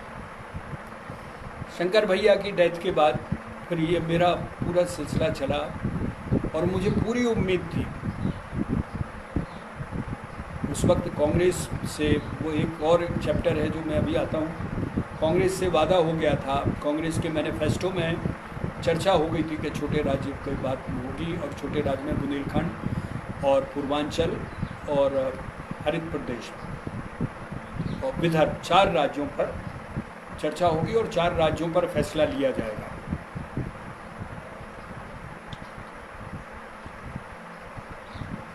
कानपुर के अधिवेशन में जब हम लोग गए कांग्रेस के, तब ये बात हुई। और ये राहुल गांधी जी ने, अब अगर आप अधिवेशन उठा के देख लें तो कानपुर के अधिवेशन में ये उसके मैनिफेस्टो में भी आया और ये बात हुई। इसी के चलते एक और घटना घटी, उसको भी मैं बता दूं वरना वो पूरी नहीं हो पाएगी बात। मुझे सोनिया गांधी जी के ऑफिस से लेटर आया, एक फ़ोन आया लैंडलाइन पर ही, उस वक्त मोबाइल तो होते नहीं थे, कि आप दिल्ली आ जाएं, आपको पार्टी ने याद किया है और सोनिया गांधी आपसे मिलेंगी, श्रीमती सोनिया गांधी जी। ये पहले वहाँ से फ़ोन आया और फिर शायद माधवराव सिंधिया जी के यहाँ से आया, तो सुष्मिता ने, मेरी वाइफ ने उठाया। मुझे भी आश्चर्यचकित, क्योंकि मैंने कांग्रेस से कभी कोई अप्रोच किया ही नहीं था, मेरा कोई लेना देना नहीं, मैं तो आंदोलन में ही था। और आंदोलन में रहते बल्कि इन लोगों को हम लोग गरिया रहे थे खूब खुल के, कि अगर इतने सालों से अगर हम बर्बाद हैं तो इनकी वजह से हैं, ये हमारा लूट लेगा, ये खा लेगा। बहरहाल दोबारा फ़ोन आया, उन्होंने कहा बुंदेला जी आपकी टिकट भेज दिए गए हैं। उन दोनों केवल एयर इंडिया चलती थी, वो बोर्डिंग पास मैंने अभी भी रखा हुआ है अपने मेमोरी के लिए। हम पहुँचे और मैंने यहाँ से, एक हमारे मित्र हैं हरिमोहन विश्वकर्मा जी को झांसी से हमने बुलाया। हमने कहा ये विश्वकर्मा जी, सोनिया गांधी जी ने बुलाया है, देखें क्या है शायद। और हमें 3 दिन वहाँ रोके रखा, कोई बातचीत नहीं। एक दिन अचानक फ़ोन आया 4 बजे कि आप आ जाइए, मैडम आपसे मिलें। और उन्होंने, जब 4 बजे हम पहुँचे तो कोई राणा थे और हम 2 लोग लाइन पे थे। मुझे पहले बुला लिया और फिर बोलिए थैंक यू सोनिया जी, बहुत ग्रैंड महिला, बहुत अच्छी महिला। I have got your biodata, would you like to contest from Jhansi Lalitpur इस पार्लियामेंट इलेक्शन। तो मैं तो शॉक रह गया, मुझे कोई कानो कान खबर भी नहीं थी कि हमें इस तरह से पूछा जाएगा और बात की जाएगी। तो वो भी कांग्रेस, उस वक्त कांग्रेस बहुत बड़ी पार्टी थी, बीजेपी और ये सब लोग आ ही रहे थे। तो मैंने कहा जी जरूर मैडम, मेरे लिए तो ये बहुत बड़ी बात होगी, लेकिन मेरे पास पैसे नहीं हैं। तो मुस्कुराई, अरे बोले आप फिल्म से हैं और पैसे नहीं। मैंने कहा निश्चित मानिए पैसा तो था, लेकिन आंदोलन में और दूसरी जगह ख़त्म हो गया है। कोई बात नहीं, आप चुनाव लड़ेंगे तो बताइए। मैंने कहा लेकिन, बोले नहीं, मेरा पूरा आपका बायोडाटा 2-3 पेज उन्होंने हिला के दिखाया, उसमें मेरा पूरा कच्चा चिट्ठा था, कहाँ पैदा क्या क्या। बोलिए हम चाहते हैं कि आप चुनाव लड़ें। One Bundela replaces another Bundela. Shock, मैंने कहा ये क्या हुआ। एनीवे मैंने हाँ कर दी और हम बाहर निकले, खूब जोश में हंसी खुशी चिल्लाए, गले मिले, बड़ा बड़ सब जगह खबर भी कर दी, न्यूज़ भी उसमें आ गई। पता चला मेरे एक और जो सुजान सिंह बुंदेला हैं, आप सब जानते होंगे, बाहर देश के लोग शायद ना जाने, हमारे फर्स्ट कज़न हैं, तो खूब लूट लाट के तब तक अपना घर वर बसा चुके थे और उनको लग गया था कि इस बार चुनाव लड़ूंगा तो मैं हार जाऊंगा, और उन्होंने अपने आप को विड्रॉ कर लिया। कांग्रेस इसी उसमें थी, सर्च में थी कि कोई ऐसा आदमी मिले जो उनको बैलेंस कर सके, क्योंकि मैंने आंदोलन भी कर लिया था, सिनेमा से भी था, और बाय द टाइम इतना था कि लोग जानने लगे थे कि मैंने किसी की बेटी बहू को नहीं छेड़ा, किसी की ज़मीन जायदाद पर कब्जा नहीं किया, मैं किसी क्राइम में नहीं हूँ। तो एक विश्वसनीयता की जो बात होती है वो थी, और उसी वजह से टिकट मिली। हमने बहुत ज़ोर शोर से चुनाव में आए, चुनाव की तैयारी की, लेकिन अद्भुत अनुभव है। और आप सब लोग जो जब कभी राजनीति में जाएं तो ज़रूर सोच लें, बुंदेलखंड में कांग्रेसी आदमी कांग्रेस को मारता है। इस सब ने ये सोचा कि मैं ट्रेन में भर भर के पैसे लेके आ रहा हूँ।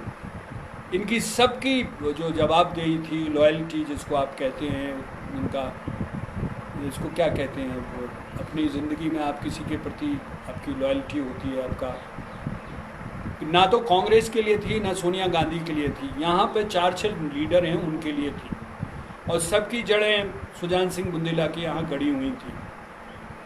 और सब इस जो मेरा अनुभव है, इतना कड़वा अनुभव है कि मैं सोच भी नहीं सकता।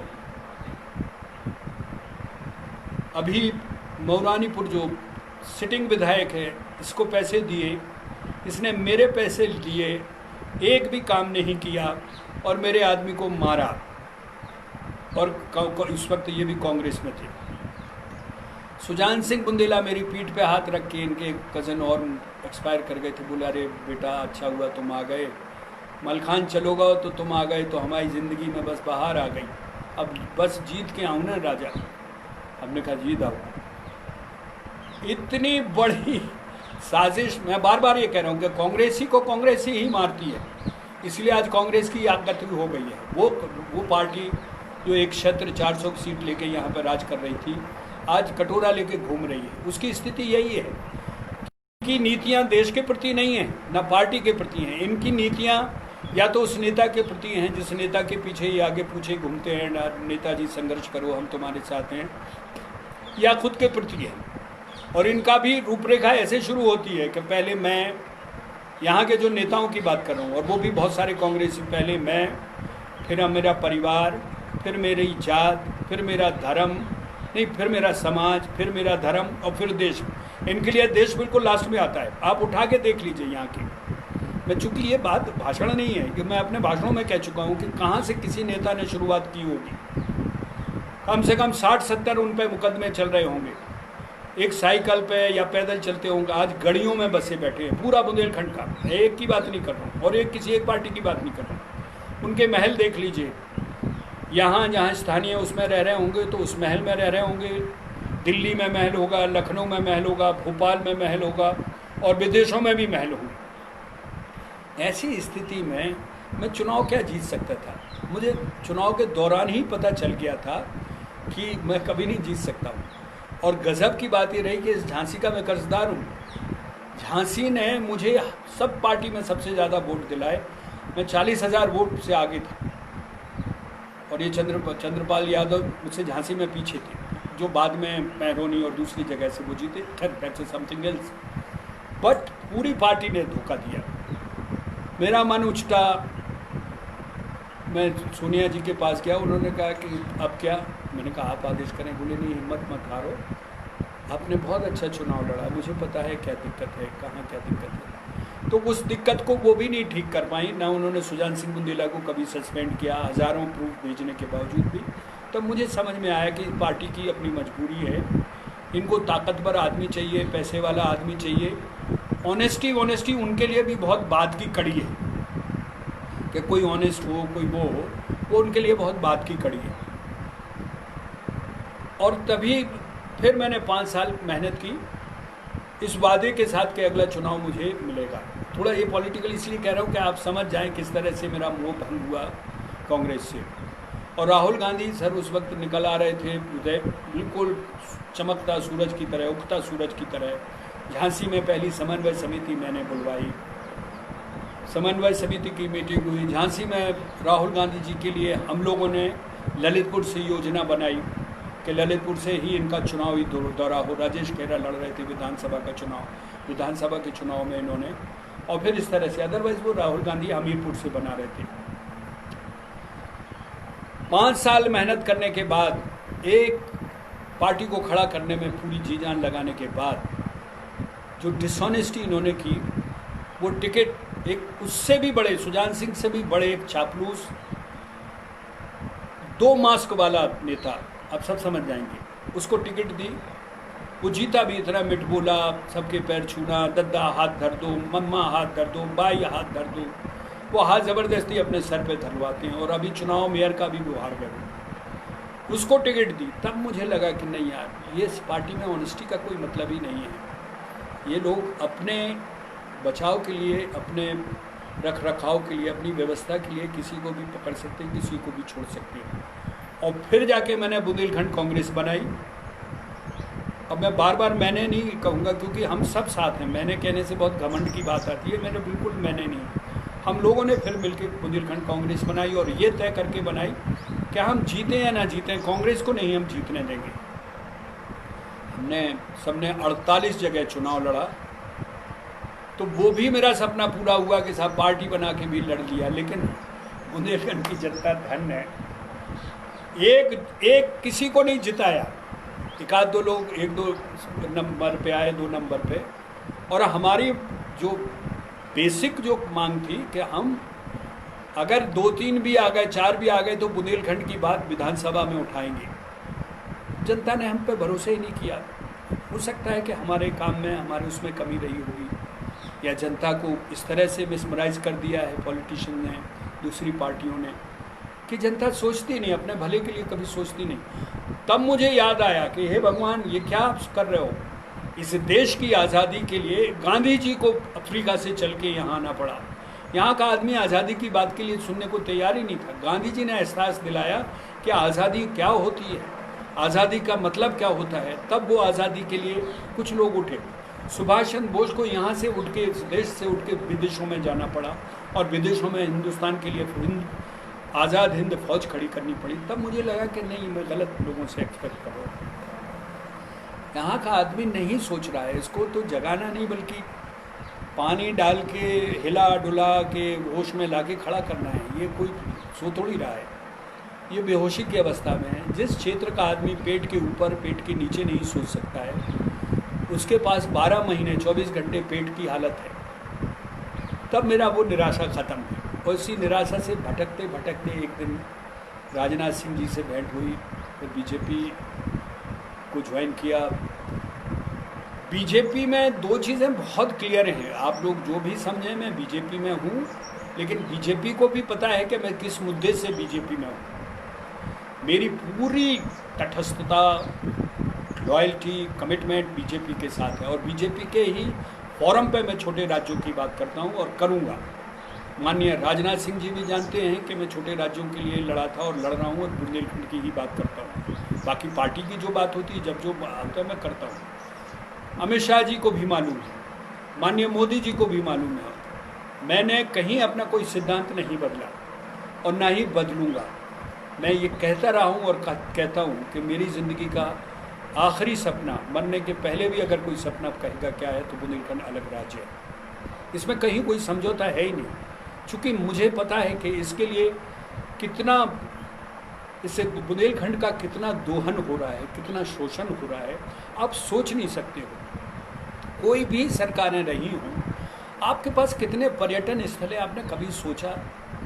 आप लगाइए तो चित्रकूट से आप शुरू हो जाइए, चित्रकूट, दतिया, महोबा, बांदा, झांसी, ओरछा, खजुराहो, देवगढ़, आप चंदेरी, मतलब आप नाम हर जगह कोई ना कोई एक ऐतिहासिक कोंच में हरदौल का मंदिर, कालपी में दक्षिणेश्वर का मंदिर, आप कहाँ जहाँ जाइए, लेकिन क्या हुआ इस क्षेत्र का?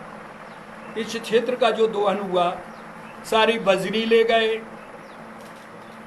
जो आंकड़े हैं बहुत साल पुराने हैं, मैं आपको बता देता हूँ। 35,000 करोड़ केंद्र सरकार और 17,000 करोड़ राज्य सरकार पन्ना की डायमंड्स जो माइन होती हैं, खदानें, उनसे उनको नीलामी से मिलता है। पन्ना की हालत जाके देख लेना दोस्तों, उसकी गरीबी को भी देख लेना, वहाँ के लोगों के रहन सहन के लिए देख लेना। अब मुझे ये मत कहिएगा कि आप उसी पार्टी के हो के उसी पार्टी की बात कर रहे हैं। मैं ये कह रहा हूँ कि यहाँ के लोगों को जागना पड़ेगा। हर काम पार्टी नहीं करेगी, हर काम सरकार नहीं करेगी। जब तक आप इस बात को नहीं करोगे, आप लोगों को नहीं मनवाओगे कि आप बुंदेलखंड राज्य क्यों चाहिए, आपकी आइडेंटिटी ये ना बन जाए कि बुंदेलखंड के लिए मेरी आइडेंटिटी है, मेरे जैसे और कई साथियों की, भानु साहे की आइडेंटिटी है, हरिमोहन विश्वकर्मा की आइडेंटिटी है, बाबूलाल तिवारी जी की आइडेंटिटी है, कपूर अपना ललितपुर वाला उसकी, ऐसे और सारे लोगों की। अगर हम 5 करोड़ में से 1 करोड़ लोगों की भी आइडेंटिटी बुंदेलखंड की हो जाए तो आप निश्चित मानिए मजबूर हो जाएंगे। हमें फिर नेताओं की ज़रूरत नहीं है, हमें केवल ये एहसास दिलाना है कि हमें चाहिए बुंदेलखंड। भाई अगर बिहारी का बिहार है, पंजाबी का पंजाब है, बंगाली का बंगाल है, तो हम बुंदेलखंडियों का बुंदेलखंड क्यों नहीं है? हम भाषा भी तो बुंदेलखंडी बोल रहे हैं, हमारा पहनावा बुंदेलखंडी है, हमारा रहन सहन बुंदेलखंडी है। कैसे दतिया और झांसी अलग हो सकता है? कैसे ओरछा और झांसी अलग हो सकता है? मुझे बताइए ना। चित्रकूट एक शहर आपने 2 भागों में बांटा, कौन सी सोच है भाई? किस सोच पे आप जी रहे हो भाई? यहाँ का सब कुछ खत्म हो गया। अब चलिए मैं चित्रकूट से चलता हूँ। अतर्रा में आपकी प्रोसेसिंग की, धान की, चावल की, ये सब धान का कटोरा माना जाता था। अतर्रा ख़त्म हो गया, कुछ नहीं बचा। कालपी में कागज़ की मिलें थी, कहाँ गई? ख़त्म हो गई, कुछ नहीं बचा।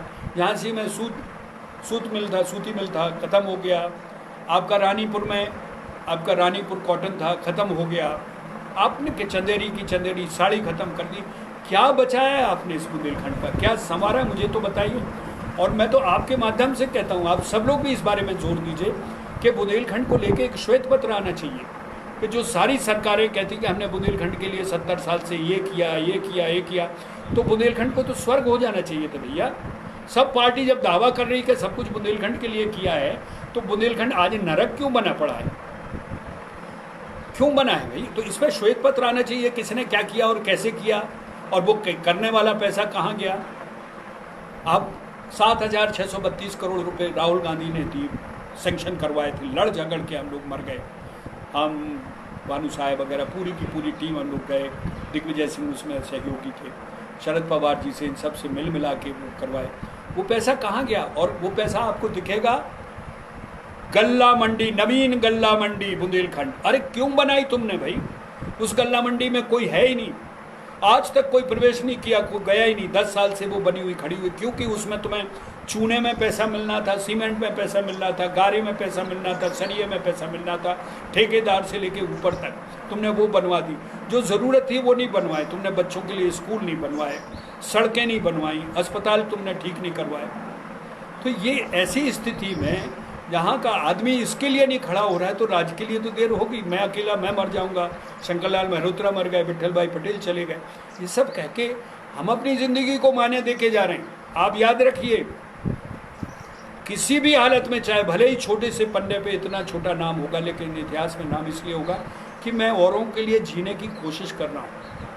अपने सिनेमा का पूरा कैरियर दांव पे लगा के, अपनी पूरी की पूरी कंपनी दांव पे लगा के, मुझे यह एहसास हुआ कि नहीं, इनके लिए जीना भी ज़रूरी है। इसीलिए मैं खड़ा हूँ, और इसलिए मैं चाहता हूँ कि मेरे खड़े होने से, हमारे जैसे लोगों के खड़े होने से आपको थोड़ा सा अनुभव, आप खड़े होने की प्रक्रिया में आएँ, आप जागें। तो आपके पास क्या नहीं है सोचिए। तो इसी ओरछा में राजा राम को देखने के लिए कहाँ से लोग आते हैं। इस व्यवस्था को आप समझिए तो कि इसी को आप ठीक से अपने उसमें लेके, अपने दायरे में लेके यहाँ से बुंदेलखंड की बात करिए। आपके पास 7 नदियाँ हैं और पानी कहाँ है मुझे बताइए। बुंदेलखंड जाना जाता है, ये तो आप लोग भी जानते होंगे, सूखा, भूखा, पलायन, पकड़, कट्टा और फट्टा। फिर से गिनाऊं, सूखा, भूखा, पलायन, पकड़, कट्टा और फट्टा। अब इसकी वो बता देता हूँ। सूखा, कभी बारिश होगी, कभी बारिश नहीं होगी, पानी आपको मिलना नहीं है, भूख से, क्योंकि रोज़गार नहीं है तो भूखा है आदमी, एक टाइम खाता है। फिर आपकी पकड़, आपको पता है पकड़ में तो कोई डेफिनेशन बुंदेलखंड में बताने की ज़रूरत ही नहीं है। फट्टा, हर गांव में देखिए जुआ खेल रहा है, कट्टा, डकैती, ले के डकैती। और फट्टा वो है कि कुछ नहीं मिला तो एक दूसरे को आप चूना लगाइए, बेईमानी करिए। इस परिभाषा को कैसे बदलोगे दोस्तों? हमारा यही बुंदेलखंड के शौर्य के लिए जाना जाता था। और जब भी किसी में सभा में जाओ तो लोग ये बुंदेलखंड, झांसी की रानी, ये हरदौल, ये आलाउदल, अरे वो तो थे, आप तो बताओ आप क्या कर रहे हो, आप क्या है? मुझे एक सभा में किसी ने कहा कि आप इतिहास पढ़ लीजिए। मैंने कहा इतिहास 1000 बार पढ़ा है। इतिहास पढ़ने से अगर बुंदेलखंड की हालत सुधर सकती थी तो मैं हर बच्चे के पास जाके बैठा के इतिहास पढ़वा सकता था। यहाँ करने की ज़रूरत है, और जब तक हम और आप मिलकर नहीं करेंगे, ये प्रदेश, ये देश, दोनों प्रदेश, आपको कोई पार्टी नहीं लूट रही है, हम लूटने दे रहे हैं, हम खुद लूटने दे रहे हैं। आपकी बजरी यहाँ से पूरी की पूरी चली गई, आपके पूरे के पूरे जंगल कट गए। जाइए आप यहाँ से, झांसी से निकलिए चित्रकूट की ओर, देखिए पूरे के पूरे पहाड़ गायब हो गए हैं। जंगल तो छोड़ दो, आप पहाड़ गायब हो गए। इधर जाइए आप, इधर जंगल देख लीजिए मध्य प्रदेश में, नदियाँ की बजरी डंपर डाल के, JBC डाल के वहाँ से निकाली जा रही है। कौन रोकेगा इसको? मैं ये बिल्कुल मानता हूँ कि आटे में नमक होना चाहिए, लेकिन नमक तो नहीं आप खाओगे ना, नमक कोई खा भी नहीं सकता। और अब हम बुंदेलखंड के लोग नमक खा रहे हैं। अगर आपको यही लगता है कि ये सब बहुत अच्छा है, सब खुशहाल है, हमारा 18 साल का 15 साल का नौजवान 6-7 साल उस नेता के पीछे चलता है, नेताजी संघर्ष करो, वो उसके साथ होता है। 6-7 साल बाद पता चलता है कि नेता को पहला मौका मिला तो अपने बेटे नहीं भतीजे को टिकट दिलवाई, वंश परंपरा चली रही है। कब जागोगे? और कोई ऐसा तो नहीं है कि इसकी अनुभूति आपको ना हो। अब हम सबको वो अनुभूति है, हम सबको वो एहसास है कि इसका होना बहुत ज़रूरी है। मैं ये कह सकता हूँ अपने दावे से, इसलिए मैं कह रहा हूँ कि मैं कर सकता हूँ। एक गरीब गांव का लड़का, मैं दिल्ली तक इस बात को उनके कानों के, उनके हलक में उतरवा सकता हूँ कि बुंदेलखंड राज्य इस प्रांत की, इस क्षेत्र की आवश्यकता है। तो आप सब लोग क्यों नहीं खड़े हो सकते? जहाँ हैं, जिस रूप में हैं, जिस हाल में हैं, जिस व्यवस्था, जिस समाज, जिस धर्म, जिस सोच के साथ आप जुड़े हैं, वो सोच अपने पास रखिए। कोई बदलने की हम बात नहीं कर रहे हैं, लेकिन ये तो कहिए कि आपका मूल अधिकार क्या है। जब तक आप ये नहीं मांगेंगे कि आपका CM होगा, आपका DM होगा, आपके यहाँ के लोगों को रोज़गार मिलेगा। अब आपके यहाँ DM आते हैं या बाहर से आते हैं, 3 साल तक वो 3 साल अगर मैक्सिमम टाइम है उनको मिलता है करने का, तो वो रुकते हैं, करते हैं। और जब तक वो समझ पाते कि क्षेत्र क्या है, कैसे इसका विकास हो, उसके बाद ट्रांसफ़र आ जाता है। और यहाँ पर भी किसी को दुख दर्द नहीं है, वो भी ऑफिशियली एक ड्यूटी कर रहे हैं जिससे उनको तनख्वाह मिल रही है, तो वो करके अपने निकल जाते हैं। अरे विकास तो तब होगा, उत्तराखंड में जाके देखिए ना। मैंने कहा था ना कि छोटे राज्यों पे आऊँगा तो चर्चा करूँगा। देखिए आज उत्तराखंड का GDP, छत्तीसगढ़ की GDP देखिए और झारखंड की GDP देखिए।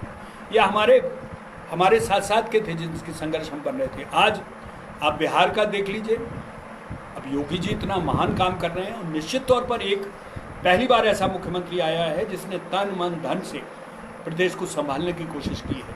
लेकिन इतना बड़ा प्रदेश, 25 करोड़ की आबादी वाला प्रदेश, रात दिन वो कमिटेड हैं। 12 बजे, 2 बजे, 3 बजे, वो रात नहीं, दिन नहीं, वो काम कर रहे हैं और अच्छे काम कर रहे हैं। बुंदेलखंड के लिए भी उन्होंने ये आपका डिफेंस कॉरिडोर दिया, उन्होंने अभी आपको राम वनगमन पथ दिया, अभी उन्होंने हर घर नल, हर नल जल वो योजना दी है। और आपकी ये 4 लेन चित्रकूट तक दिल्ली से तो मिल रहा है विकास। लेकिन वो ये विकास दूसरा प्लान करके दे रहा है, वो आपकी बहबूदी के लिए दे रहा है। लेकिन अगर आप अपना खुद प्लान करेंगे तो वो बिल्कुल अलग होगा, उसका निखार अलग होगा। जो निखार, जिस स्वाद को उत्तराखंड ले रहा है, जिस स्वाद को छत्तीसगढ़ और झारखंड ले रहे हैं, और अब उस स्वाद को तेलंगाना ले रहा है, तो हम क्यों नहीं लें? और ये छोटे राज्यों को लेकर लोगों का एक अजीब सा नज़रिया है, वो भी आपके माध्यम से बता दूं। ये कहते हैं अरे छोटा राज्य क्यों, क्या ज़रूरत है। अरे तो फिर आपने महाराष्ट्र और गुजरात क्यों बांटा? अगर आपको ज़रूरत नहीं थी तो उस वक्त विरोध करते। पंजाब, हरियाणा, हिमाचल क्यों बांटा आपने? गुजरात और महाराष्ट्र एक प्रांत थे, 7 जजों की बेंच बैठी थी तब वो फैसला हुआ था, तब महाराष्ट्र को, गुजरात को छोड़ना पड़ा। महाराष्ट्र छोड़ने के लिए तैयार नहीं थी। इसी तरह हिमाचल और हरियाणा, पंजाब में ये कहा जाता था ये घास है, इसमें हरियाणा में ये क्या करेंगे। आज वही हरियाणा एथलीट में टॉप है और देश की उन्नति में भी नंबर 2 है। आपको, और ये जगत का ये उसूल है। गांधी जी ने भी अपनी बुक में कहा था कि जब संयुक्त परिवार में, जब पाकिस्तान बट रहा था, कोट अनकोट, कि अगर परिवार में झगड़ा हो और एक परिवार एक जगह ठीक से नहीं रह सकता है तो परिवार में बंटवारा कर देना चाहिए। तो गांधी जी का है। तो अब परिवार हम चाह रहे हैं कि हमारा बंटवारा कर दो, क्यों नहीं दे रहे हो? हमारी 7 नदियाँ में क्यों नहीं दे रहे हो भाई? हमारे 4 जगह बिजली बनती है, हम अंधेरे में क्यों बैठे? इस बिजली पर पहले हमारा हक है, पानी पर हमारा हक है, यहाँ के जो खनिज हैं इन पर हमारा हक है। और हम ये नहीं कह रहे कि किसी को नहीं देंगे भाई, लेकिन हम तो अपनी ज़रूरत पहले, घर की ज़रूरत तो पूरी कर लें, फिर हम शेयर करेंगे, हम बात करेंगे। तो इसके लिए तो देखिए आप सब, हम सबको जागना पड़ेगा। बहुत लेक्चरबाजी भी नहीं होनी चाहिए, लेकिन एक मुद्दे की बात है कि अगर हम ये कर लें। एक हिस्टोरिकल फैक्ट भी आपको बता दूं, शायद ये जब बुंदेलखंड राज्य, जब अंग्रेज़ों से जब हम आज़ाद हुए और ये मुहिम चली कि साहब 565 या 563 रियासतों को एक करके भारत बनाया जाए, पटेल साहब का, सरदार पटेल की मुहिम थी। तो उस मुहिम में बुंदेलखंड का जब नंबर आया तो यहाँ के राजाओं, 35 राजाओं ने, वो संधि क्योंकि अचानक ही आज आ गया मेरे पास, ओरिजिनल वो ट्रीटी है जो 35 राजा रजवाड़ों ने उस रियासत को, अपनी रियासतों को भारत के अधीन समर्पित करने की एक शर्त रखी थी कि इस क्षेत्र का, इस भूभाग का नाम नहीं बदला जाएगा, ये बुंदेलखंड के नाम से जाना जाएगा और इसकी भाषा बुंदेलखंड होगी। और सरदार पटेल के जो अनुयायी, जो वो थे, नुमाइंदे थे, उन्होंने, उनके दस्तखत और रीवा महाराज के दस्तखत वो मेरे पास है। अब कमाल देखिए आप साहब, देश आज़ाद हुआ, सब कुछ हो गया, लेकिन बुंदेलखंड बना और 1 महीने तक बुंदेलखंड बना। कामता प्रसाद सक्सेना जी उसके पहले मुख्यमंत्री बने और नौगांव उसकी राजधानी बनी, और 1 महीने बाद सब खत्म कर दिया। माननीय पंत साहब उत्तर प्रदेश के मुख्यमंत्री थे, उन्होंने बुला के यहाँ के एमएलए विधायकों को जो डांटा, सब ने घुटनों पर चले गए, सरेंडर कर दिए। कोई खड़ा ही नहीं हुआ, कोई लड़ाई नहीं। और बाकी जो सामंतवादी लोग थे उनको ना खड़े होने की ज़रूरत थी, ना लड़ने की ज़रूरत थी। अंग्रेज़ों के समय में भी उनकी दुकानें चल रही थी, बीच में भी चल रही और आज भी चल रही हैं। जो मर रहा है वो हम और आप जैसे मध्यम वर्गीय और गरीब लोग हैं जो पिस रहे हैं। इस समाज की संरचना में सबसे बड़ा योगदान हमारा और आपका है, और हम ही सबसे ज़्यादा सर्वहारा हैं, हम ही सबसे ज़्यादा दयनीय स्थिति में हैं। लेकिन उसकी वजह यही है कि हम ये नहीं कह रहे कि विद्रोह करो, हम ये नहीं कह रहे कि सड़कों पे उतर के लोगों को मारो, खड़ें गाड़ियाँ जलाओ, ये करो। हम ये कह रहे हैं कि कम से कम विरोध करना तो शुरू करो। अगर विरोध से भी आपको डर लगता है पुलिस केस हो जाएगा, बंद हो जाओगे, कुछ हो जाएगा, तो अनुनय विनय तो करना शुरू कर दो अपने व्यवहार में, अपने कामकाज में, अपने दूसरी रीति रिवाज में। बुंदेलखंड तो राज्य तो दिखे, ताकि लोग आपको देखते ही कहेंगे अरे यार ये आ गया, ये साला बुंदेलखंड की बात करेगा। हम लोग Khajuraho film, international film festival करते हैं, 5 साल हो गए हैं। ओरछा में एक फेस्टिवल किया और अभी राम महोत्सव कर रहे हैं। क्योंकि आंदोलन का स्वरूप धीमे धीमे बदला है और मैं बदलने की कोशिश कर रहे हैं हम लोग। तो एक इंसिडेंट सुना रहा हूँ, क्योंकि बुंदेलखंड के नाम पे मैं कैसे वो हूँ। माननीय मुख्यमंत्री जी का उद्घोषण होना था और उसके पहले मुझे बोलना था, चूँकि खजुराहो फिल्म फेस्टिवल का मैं ही करता धरता हूँ टीम के साथ। और मुझे जब बोलना था तो एक IAS ऑफिसर आया, प्रोटोकॉल जो उनका था, बोले बुंदेला जी आप अपनी स्पीच बताइए कि स्पीच क्या बोलेंगे आप। अरे मैंने क्यों भाई, ये कौन सा नया सिलसिला शुरू हो गया, मैं क्या बोलूँगा, मैं आपको क्यों बताऊँ, मैं कोई अभद्र भाषा नहीं बोलूँगा। नहीं बुंदेला जी, आपकी रिक्वेस्ट है, मैं हाथ जोड़ता हूँ कि इस मंच पर बुंदेलखंड की बात नहीं करेंगे आप। जो कि मैंने नहीं की, वो सही नहीं था मंच। और वो चूँकि मैं खड़ा था और मैं खजुराहो की, हम लोग पूरे बात कर रहे थे फिल्म इंटरनेशनल की, तो उसमें कहीं ना कहीं बुंदेलखंड तो था। मंत्री जी के जाने के बाद सब बुंदेलखंड की बात हुई और करेंगे। तो ये मेरी पहचान है। लखनऊ में मुलायम सिंह के साथ में एक लोकमत अखबार है, उसके लिए बुलाया गया था, सम्मान दे रहे थे, तो मुझसे कहा गया कि आप बुंदेलखंड की बात नहीं करेंगे। मैंने कहा मैं करूँगा, आप सम्मान दीजिए मत दीजिए, मैं अपने क्षेत्र की बात करूँगा। और मैंने बोला, मुलायम सिंह जी के सामने बोला। तो जहाँ जहाँ मौके मिले, मैं आप सबसे यही कहता हूँ, आप इस काबिल बनिए, अपने पैरों पर खड़े होकर बोलिए। अगर इस देश में क्रांति के लिए भगत सिंह खड़े हो सकते हैं, चंद्रशेखर आज़ाद खड़े हो सकते हैं, राजगुरु खड़े हो सकते हैं, सुखदेव खड़े हो सकते हैं, और हमारे यहाँ से जितने भी ये लोग हैं ये खड़े हो सकते हैं, तो हम और आप क्यों नहीं खड़े हो सकते हैं। हमें उस तरह की आज़ादी के लिए खून पसीना नहीं बहाना है, लेकिन हमें अपनी पहचान के लिए हमें लोगों तक पहुँचना है। और एक और गंभीर बात, अपने कार्य को अपने बुंदेलखंड क्षेत्र से जोड़ें। अपनी भाषा बोलना, अपनी भाषा बोलें, अपनी भाषा में शर्माएं ना। अपने क्षेत्र को लेकर, अपने रिश्तों को लेकर भी ना शर्माएं। अदरवाइज़ आप खुद शर्माएं तो दुनिया फिर आप पर ही हंसेगी।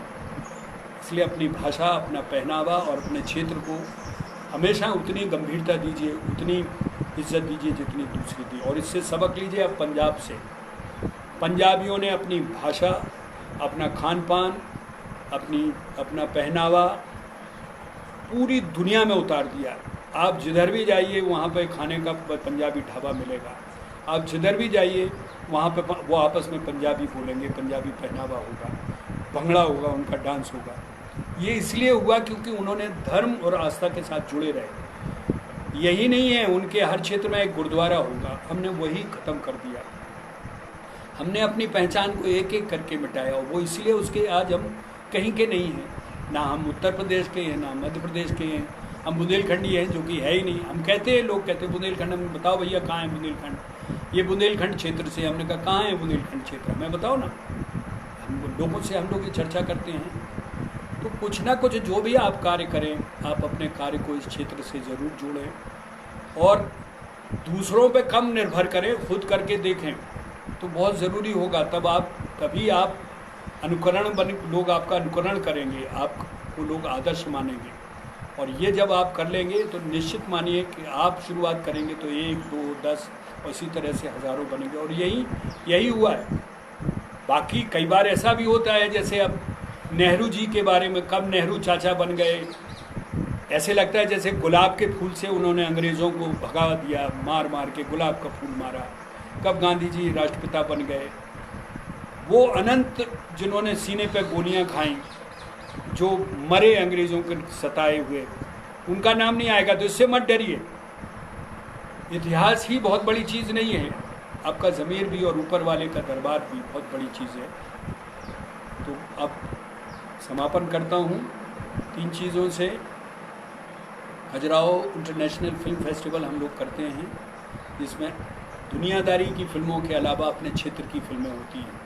हमारे बुंदेलखंड भाइयों की फिल्में होती हैं, उनके लिए अलग एक टपरा टॉकीज़ बनता है, और उनको हम दूसरे बॉम्बे से आए हुए, विदेशों से आए हुए माननीय अतिथियों से मिलवाते हैं, उनकी फिल्म के प्रदर्शन को दिखवाते हैं। इसी कड़ी में हमने ओरछा में भी शुरू किया है, ओरछा फिल्म महोत्सव।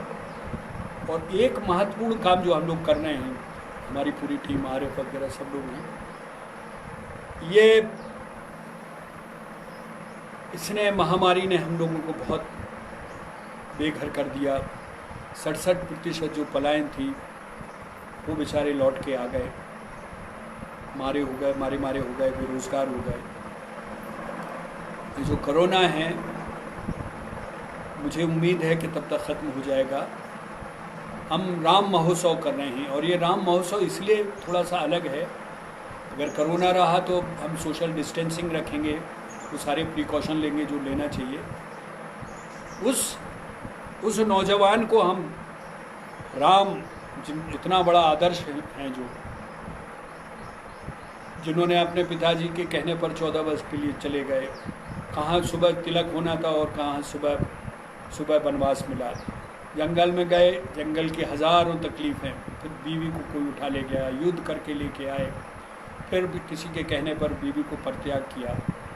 वो आदर्श पुरुष राम, वो मर्यादा पुरुषोत्तम राम जी, उनको लोगों ने किस तरह से अलग अलग तरीके से इंटरप्रेट किया, इसमें तो नहीं हम जा रहे हैं, लेकिन उनके जीवन से संबंधित, उनके पूरे के पूरे इसके से संबंधित जो आज से समसामयिक घटनाएं हैं, जैसे आपको आश्चर्य होगा कि पहली नागरिकता भगवान राम ने केवट को दी थी। जब वो नैया पार कर गए तो उनको कहा मेरे पास देने को तो कुछ नहीं है, लेकिन इतना ज़रूर कहूँगा कि मैं अयोध्या वापस आऊँगा और अयोध्या का राज, मैं राजाधिकार हो जाएगा, तो आप मेरे पहले नागरिक बनिए। यहाँ से जंगल से छोड़ के वहाँ आई, और हमारे ऐसे ही कैकई के बारे में जो मिसअंडरस्टैंडिंग है उसको लेकर हमने 9 अलग अलग टॉपिक चुने हैं, जो आज के समय के शबरी के बेर के ऊपर, अनुसुईया के ऊपर, वो, और उसमें हम किसी महामंडित और बड़े ज्ञानियों से नहीं भाषण करवा रहे हैं, प्रवचन करवा रहे हैं। वो आएंगे, हमें आशीष वचन देंगे। हमने वेद व्यास पीठ से 18 बच्चे चुने हैं, नौजवान बच्चे जो यंग ऊर्जा से भरे हैं। वो हर टॉपिक पे बोलेंगे, सुबह भी बोलेंगे, शाम को भी बोलेंगे, और ये 9 टॉपिक हम करेंगे। 12 दिन का हमारा राम महोत्सव है। इसमें आपको बता दें क्या क्या है।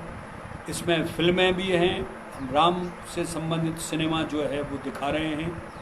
राम के ऊपर बनी हुई हिंदी, अंग्रेज़ी, तमिल, मलयाली, विदेशों से बनी हुई रशिया फिल्म, इंडोनेशियन फिल्म दिखा रहे हैं। और हमारे लोकल लोगों ने जो राम पर बनाई हुई फिल्में हैं वो आमंत्रित हैं आपके चैनल के ज़रिए, वो अपनी फिल्मों का सबमिशन दें। RFS के इंचार्ज हैं। फिर राम से संबंधित रंगमंच थिएटर है, रामायण है, फिर हमारे यहाँ मल्ल युद्ध है, बजरंग अखाड़ा नाम रखा है। उसमें 2 ट्रॉफ़ी हैं, एक गामा ट्रॉफ़ी है, एक दारा सिंह ट्रॉफ़ी है, उसमें भी इनाम है। फिर हमारे जितने भी भजन मंडली हैं हमारे पूरे बुंदेलखंड की, हम उनको आमंत्रित कर रहे हैं। एक दिन में 10-10, 20-20 भजन मंडलियों को हम करेंगे, और जो फर्स्ट, सेकंड, थर्ड होगा उनको बराबर इनाम है। चित्रकला प्रतियोगिता, पशुपालन का भी है, जो अच्छे पशु होंगे हम उनको भी दिखाएंगे।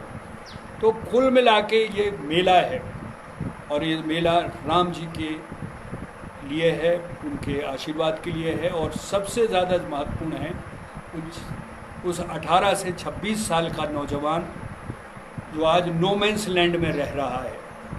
पाश्चात्य सभ्यता से वो इतना ग्रसित है कि उसने अपनी सभ्यता के प्रति आंखें बंद कर ली हैं, अपनी संस्कृति के प्रति आंखें बंद कर ली हैं। चूँकि हम लोग संयुक्त परिवार में नहीं रह रहे हैं, उसका खमियाजा हमें भुगतना पड़ रहा है। हम गूगल से, यूट्यूब से, विकीपीडिया से हमारे बच्चे ज्ञान प्राप्त कर रहे हैं। वरना होता क्या था, दादा, नाना, नानी कोई ना कोई कहानी सुनाते थे, और उसमें आपका चरित्र का विकास होता था। अब आपका चरित्र का विकास कंप्यूटर के सामने, लैपटॉप के सामने, मोबाइल के सामने बैठकर गूगल ज्ञान से हो रहा है। तो उस नौजवान को हम कह रहे हैं कि एक बार आप वाकई माइकल जैक्सन को, जिसको आप चाहें पढ़िए, सुनिए, करिए, लेकिन इसको भी देखिए। ये आदर्श पुरुष आप ही के हैं, और मैं उनको कम से कम इस 10 कमरे तक लेके आना चाहता हूँ। दरवाज़ा खोलें, वो अलग घटना होगी। उस नौजवान को मैं प्रेरित करना चाहता हूँ कि ये आदर्श पुरुष इतनी दुख तकलीफ़ों के बावजूद भी उसने कभी अपनी मर्यादा नहीं खोई, अपने जीवन का संयम नहीं खोया, और किस तरह से वो जीवन जी के अंत तक आदर्श जी के मर्यादा पुरुषोत्तम रहे। यही हमारा इस राम महोत्सव का लक्ष्य है। हम ये मानते हैं, हारिए ना हिम्मत, विसारिए ना राम। ना हिम्मत हारनी है, ना राम को भूलना है। तो आप सब लोग पधारें। इस चर्चा के लिए फिर एक बार धन्यवाद। फिर और मौका मिलेगा तो फिर और बात करेंगे। बहुत सारी चीज़ें हैं जो बेमानी थी, जिनका इस वक्त कोई उसका महत्व नहीं है, मैंने छोड़ दिए हैं। लेकिन ये बहुत सार्थक चर्चा हुई आप लोगों से। Please whoever, if you are outside India, please listen to it. If you belong to this place is yours. Wherever you are living, that's the first, for the time being. This land, you owe something to this land. This is your motherland.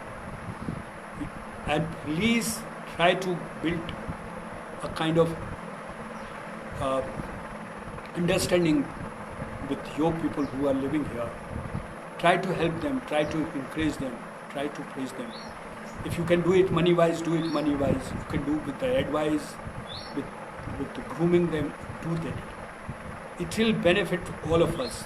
I know across India there are lots of people living outside, and there is no way to approach them. But we are the people. We are now coming up for a cause. So please, I have got my folded hand. It's a humble request. Let's be together once and fight it out. It's not impossible. If Uttarakhand, Jharkhand, Chhattisgarh, these states can be made, we can get our Bundelkhand. Thank you very much. Jairam ji की भैया हरो एक बार फिर से जय जय बुंदेलखंड। हारियो न हिम्मत, बिसारियो न राम। जय जय।